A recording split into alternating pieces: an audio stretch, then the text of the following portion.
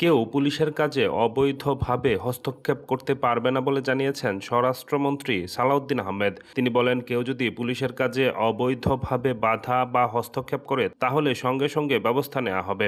রাজনৈতিক হোক কিংবা সামাজিক হোক, কেউ পুলিশের বৈধ কাজে বাধা দিতে পারবে না। সোমবার দুপুরে সচিবালয়ে গণমাধ্যম কর্মীদের সঙ্গে আলাপকালে এমনটা জানান তিনি। স্বরাষ্ট্রমন্ত্রী বলেন, বিগত সময়ে রাজনৈতিক হস্তক্ষেপে পুলিশ বাহিনীর ভাবমূর্তি ক্ষুণ্ণ হয়েছে, সেটা অবশ্যই ফিরিয়ে আনতে হবে। আমাদের একটা মেসেজ সব পর্যায়ে, আমি প্রথম দিনেই বলেছি জয়েন করার, চেইন অফ কমান্ড পুলিশ বাহিনীতে অবশ্যই বজায় রাখতে হবে।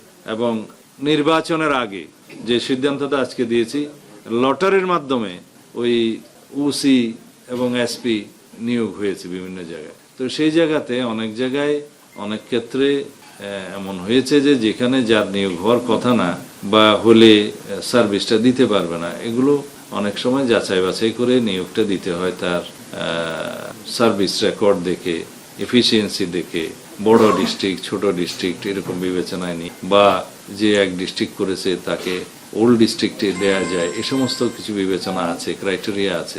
তো সেই বিবেচনায় সেটা হয়নি। লটারির মাধ্যমে যে যাকে যেখানে পেয়েছে সেই লটারিটাও ট্রান্সপারেন্ট ছিল বলে আমরা মনে করি না। সেটা হয়েছে, কিন্তু সরকারি নিয়োগ সেভাবে হয় না।